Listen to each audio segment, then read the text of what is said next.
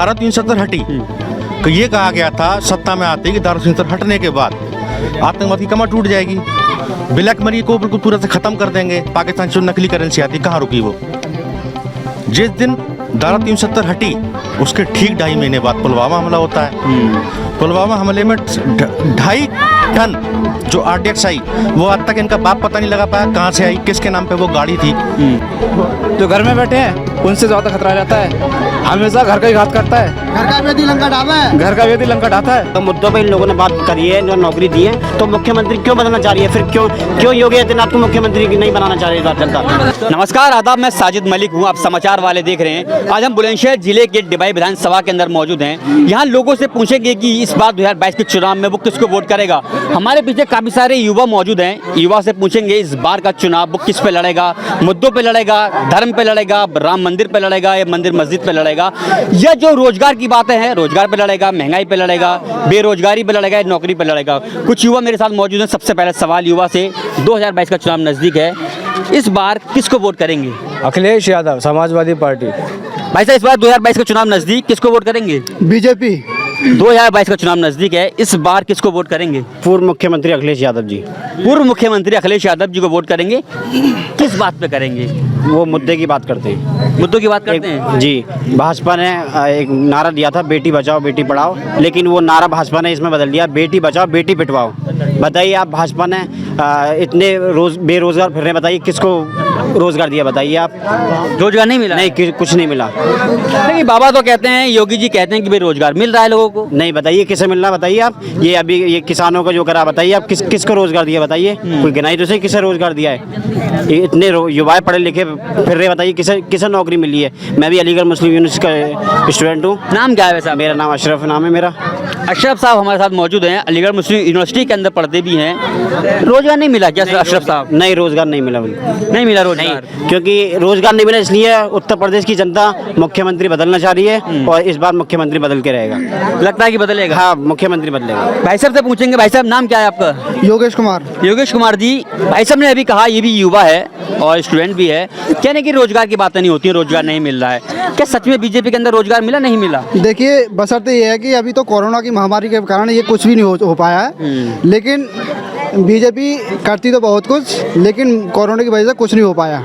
Corona की वजह से नहीं हो पाया है? कोरोना की वजह से कुछ नहीं हो पाया। तो जो नौकरी के वादे किए थे कि नौकरी देंगे, बच्चों लोगों को रोजगार देंगे, मिला? लेकिन मिले। यूपी पुलिस की भर्ती क्लियर हुई थी या अखिलेश वाली क्लियर हुई थी, इसमें जो उसके बाद में भर्ती निकली, कोई नहीं निकली? देखो भर्ती। अच्छा, पहले सवाल आपसे हम करेंगे, आप करते क्या हैं? मैं बीएड फाइनल हूँ। अच्छा, बीएड वाले हैं। अभी जो यूपी टेट वाले जो बैठे थे लोग बाग, हाँ, ये जो यूपी टेट का जो पेपर जो कैंसिल हुआ था, विपक्ष वालों ने मतलब ये लीक कराया था, इसी वजह से ये नहीं हो पाया था। अच्छा, इस बार वोट करेंगे तो किस बीजेपी को जो करेंगे आप, किन मुद्दों पे वोट करेंगे? असल मुद्दे क्या है? देखो बशर्ते हम बीजेपी को चाहते हैं और चाहेंगे बीजेपी को। नहीं, मैं तो कहता हूँ कि ठीक है, आप जिसको चाहें उसको चाहें, अब वोट आपका है, जिसको मर्जी आप देते हैं। मेरा सवाल सीधा सा है कि मैं युवाओं से बात करने यहाँ पर आया हूँ, मुद्दे क्या रहेंगे युवाओं के? सिर्फ बीजेपी को चाहते हैं, योगी जी को चाहते हैं, ये मुद्दे रहेंगे या फिर रोजगार मुद्दा रहेगा, महंगाई मुद्दा रहेगा? असल मुद्दे क्या रहेंगे युवाओं के? युवाओं के देखो बशर्ते क्या है, पढ़े लिखे युवाओं के लिए नौकरी चाहिए, लेकिन अब योगी जी चाहेंगे 2022 में नौकरी निकालेंगे। 5 साल तो नहीं निकाली तो थी। कहाँ निकाली? 4.5 लाख नौकरी दे दी 5 साल के अंदर। उसके बाद 69,000 शिक्षक भर्ती वाले लखनऊ में बैठ के लाठियाँ खा रहे थे। अब निकाली तो हैं, उसकी लेखपाली निकाली है, यूपी पुलिस की निकाली अच्छा, खैर हम तो आप जो कहते हैं अभी, हाँ भाई साहब से पूछ लेते हैं, बड़ी देर से बोल रहे हैं। नाम क्या भाई साहब? मेरा नाम देवेंद्र सिंह। देवेंद्र सिंह जी, किसको वोट करेंगे? देखो जी, मैं एक राष्ट्र सुरक्षित, जहाँ राष्ट्र सुरक्षित है वहाँ वोट करूँगा। जहाँ राष्ट्र सुरक्षित है, सुरक्षित है, उस पार्टी को वोट करूँगा। मुझे लगता है कि मेरा राष्ट्र है जो सुरक्षित है, बीजेपी पार्टी से सुरक्षित है। और पार्टी में सुरक्षित नहीं था? सुरक्षित नहीं है, क्योंकि बीजेपी तो अभी आई है भाई साहब, राष्ट्र हमारा तो बहुत टाइम से चलता आ रहा है। धारा भाई साहब कह रहे थे मुद्दे की बात बता, तो बीजेपी पार्टी ने किस मुद्दे की बात की है? मैं कहता धारा 370 देख लो, क्या मुद्दा नहीं है वो। लोग कहते थे और धारा 370 पे हाथ लगा तो खूनम खान हो जाएगा, गोली चल जाएंगे। हम साले एक मच्छर नहीं हो रहा, क्या वो मुद्दा नहीं? धारा 370 हटने से, मैं आ रहा हूँ भाई साहब के पास भी आ रहा हूँ, मेरा सीधा सवाल आपसे है, डायरेक्ट सवाल है। धारा 370 हटी, कहा यह गया था कि भाई साहब मैं आ रहा हूँ आपके बाद। सुन लेते हैं। हाँ कमर जुड़ कैसे की धारा 370 हटने में मुझे कोई बताए? धारा 370 हटे हुए कम से कम 2.5 साल हो गया, तो क्या कमर आतंकवादी टूटी हुई जुड़ कैसे की पहले दोबारा? आपका नाम जानेंगे साहब। सारी घटनाएं क्यों हो रही हैं आखिर ये दोबारा? पहले आपका नाम जानेंगे। पे लगाम लगी, नकेल कसी गई, मुझे बताएं आप। अच्छा नाम क्या है आपका? आप नाम तो बताएं। वसीम अहमद है। अच्छा धारा 370 हटी, तो ये कहा गया था सत्ता में आते ही कि धारा 370 हटने के बाद आतंकवाद की कमर टूट जाएगी, ब्लैक मनी को बिल्कुल पूरा से खत्म कर देंगे, पाकिस्तान से जो नकली करेंसी आती कहाँ रुकी वो? जिस दिन धारा 370 हटी उसके ठीक 2.5 महीने बाद पुलवामा हमला होता है। पुलवामा हमले में 2.5 टन जो RDX आई, वो आज तक इनका बाप पता नहीं लगा पाया कहाँ से आई, किसके नाम पे वो गाड़ी थी, कहाँ है सारे मुद्दे वो, मुझे बताए कोई। दूसरी बात, जिस दिन ये धारा 370 हटती है उसके अगले तीसरे दिन शोपिया में 3 आतंकवादी मारे जाते हैं। तीनों पर 2-2 हज़ार की नई करेंसी कहाँ से आ गई? आम पब्लिक को 2 हज़ार का नोट मिल नहीं पा रहा, लटका रही थी पब्लिक बैंक में लाइन में लग के, तो वो आतंकवादियों पे वो पैसे कहाँ से आए? कहाँ से आए पैसे वो?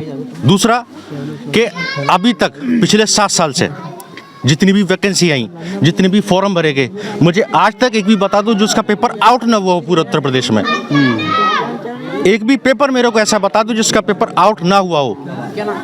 अगर कोई साबित कर दे पेपर आउट नहीं हुआ तो मैं बात करना छोड़ दूंगा। भाई साहब से पूछेंगे, इनसे ही सवाल ले लेते हैं, आपका सवाल का जवाब इनसे पूछ लेते हैं। ये भी युवा जी भाई साहब, सर ने हमारे गुरु जी हैं, बात कही इन्होंने, जो भी कहा ठीक कहा है।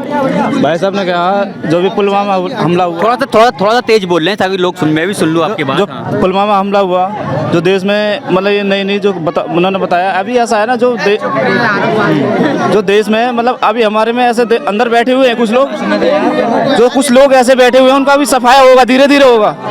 अभी देखा जाएगा कौन क्या है क्या नहीं है। अभी योगी बाबा ने थोड़ा सा तुम पत्थर मारोगे उसकी सजा जरूर मिलेगी, पता चल जाएगा कौन क्या है, सब निकल के आ जाएगा। अभी तो देश में हमारे में कुछ ऐसे चुनिंदा बैठे हुए हैं। कौन बैठे हैं वही तो जान, हमें खुला बताओ कौन बैठा है। इतना देर भाई सरकार में, सेंटर में बीजेपी है, सुन तो लो। स्टेट में बीजेपी है।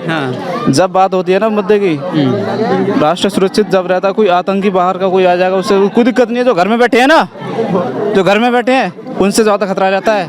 हमेशा घर का ही घात करता है, घर का वेदी लंका ढाबा है, घर का वेदी लंका ढाता है। अभी भाई साहब ने इन्होंने एक मिनट सुन तो लो। अभी इन्होंने कहा था कि जो पुलवामा कांड हुआ था, पुलवामा कांड में हाथ किसका था? क्या सरकार का फेलियर था या किसी और का हाथ था? सरकार का फेलियर सार्वजनिक क्यों नहीं किए गए अभी तक? वो नाम सार्वजनिक क्यों नहीं किए गए? सरकार है, इंटेलिजेंस ब्यूरो है, उनकी पकड़ में क्या ये चीज़ें नहीं है? क्या वो पता नहीं लगा सकते? क्या वो कैपेबल नहीं है? क्या वो इस योग्य नहीं है? हमारे इंटेलिजेंस ब्यूरो या हमारा गृह मंत्रालय, क्या वो इन बातों को पता लगा सके? नहीं है क्या? कुछ कहना चाह रहे थे भाई अभी साहब? ऐसा है, मैं जानना अभी 5 साल हुए हैं, अभी बीजेपी पार्टी को 5 साल हुए हैं। तो भाई सेंटर में 8 साल होने वाले हैं, 7 साल हो गए सेंटर के अंदर, 8 साल होने वाले हैं। हमने योगी मोदी जी को दोबारा चुना है, स्टेट में 5 साल हो गए। हाँ, देश में चढ़ा हुआ काफी सालों का, थोड़ा ऐसा है ना, दीमक लगी हो, धीरे धीरे मारने का तो टाइम तो लगेगा। जब देश में घुन लगा हुआ है, घुन को थोड़ी धीरे धीरे खत्म करना पड़ेगा।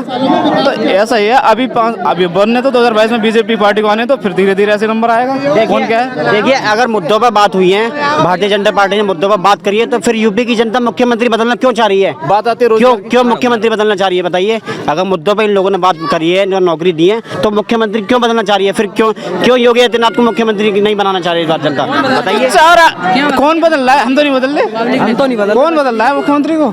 हम तो नहीं बदल रहे, बीजेपी। 4 आदमी कहने से मुख्यमंत्री बदल जाएंगे? लोग चाहते हैं कि बीजेपी 80% लोग चाह रहे हैं बीजेपी बने, लोग बीजेपी योगी का चाहते हैं। अच्छा, मैं आपके पता नहीं, मैं समझ नहीं पा रहा हूँ आपकी बातों को ना, थोड़ा सा मैं कंफ्यूज हो रहा हूँ। मेरा सर एक मिनट, मैं आ रहा हूँ आपकी तरफ जी। सवालों को जन्म देती है शिक्षा, जो है वो हमेशा सवालों को जन्म देती है। जब स्कूल कॉलेज बंद रहेंगे तो क्या शिक्षा चलेगी? अब मेरे को ये बताइए, इतना खतरनाक वेरिएंट आने के बाद, भैया थोड़ा सा मेरा कैमरामैन को देख लेने दो मुझे भी। इतना खतरनाक वेरिएंट चल रहा है इस वक्त, तो क्या ये परीक्षा तो स्थगित करी जाती है? अभी परीक्षा स्थगित करने का वीडियो चल रहा है। कई परीक्षाएं स्थगित की गई हैं, 23 जनवरी में 2-3 परीक्षाएं थी, वो कैंसिल करी गई हैं। तो क्या चुनाव जरूरी है, परीक्षा जरूरी है, या पब्लिक की, आम जनता की जान जाना जरूरी है? अगर हम इस परीक्षा को करवाते हैं करंट में, जिस तरह के भयावह हालत हैं प्रदेश के समय, तो अगर हम परीक्षा कराते हैं तो कहीं ना कहीं इस बीमारी से पब्लिक को खतरा है, और जो कैंडिडेट आएंगे एग्जाम देने तो कहीं ना कहीं उनको बीमारी का खतरा है। तो क्या हमें खुला निमंत्रण देना चाहिए कि बीमारी में आओ और दूसरे को इन्फेक्टेड करो और जा करके? इसका एक ही तरीका, या तो परीक्षा कैंसिल करी जाए, परीक्षा के साथ साथ चुनाव भी कुछ दिन के लिए पोस्टपोन किया जाए। मुद्दा ये नहीं है कि मुख्यमंत्री कौन बनेगा, जो अच्छा काम करेगा, पब्लिक जिसको लाइक करेगी वो बनेगा। मेरे यहाँ पे कहने से नहीं बनेगा, जो बेहतर है पब्लिक उसी को चुनेगी। पब्लिक समझदार है, हर लोग जानते हैं कि कौन अच्छा है। मेरा सवाल थोड़ा सा साइड हो जाओ, जरा साइड थोड़ा साइड हो जाओ, थोड़ा सा आराम से आप नीचे करके देख लो। मेरा सवाल अभी भाई साहब से फिर से है, एक भाई साहब और मेरे साथ में मौजूद थे, इनसे भी सवाल करेंगे, पूछेंगे। भाई साहब, मेरा सवाल पहले भी वही था, अब फिर से सवाल वही है। सवाल ये है कि इस बार का चुनाव जो युवा वोट करेगा, मुद्दों पे करेगा या मंदिर मस्जिद पे करेगा, हिंदू मुस्लिम पे करेगा, किस पे करेगा वोट? देखो ये तो जनता की वो है, लेकिन जनता है, जनता से तो मैं पूछ रहा हूँ, आप भी तो जनता ही है, मैं भी जनता हूँ, सब जनता ही तो हैं। लेकिन अब देखो किसी का मुद्दा तो ये है कि मतलब मैं सर आपकी बात पे आ रहा हूँ, अभी आपकी हमारी बात हो गई, मैं सर से जरूर पूछूं, भाई साहब से पूछ लूँ, सवाल ले लूँ। हाँ, मैंने इनको लगे कि मैंने इनको कम टाइम दिया, आपको ज़्यादा टाइम दे दिया।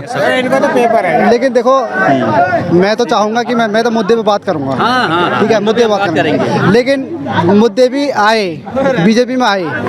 और देखो बशर्ते ये है कि जो भी भर्ती निकली है, अब तो यूपी पुलिस की निकली है वो भी क्लियर होगी, और देखो लेखपाल की निकली है वो भी क्लियर होगी, और जो अभी 2017 में उसकी निकली थी, यूपी पुलिस की निकली थी, वो भी क्लियर हुई। लेकिन ऐसी बात नहीं है। अभी इन्होंने एक सवाल भाई साहब ने बताया, इन्होंने कहा कि जो भी टेस्ट पेपर आता है वो लीक हो जाता है पहले से ही, तो ये कहीं क्यों ये सरकार का फेलियर नजर नहीं आता? क्या वो? हाँ, मैं हमारा प्रबंधन तंत्र फेल हो चुका है क्या, यही जानना? जी कुछ कहेंगे, बताएंगे क्या हमारा प्रबंधन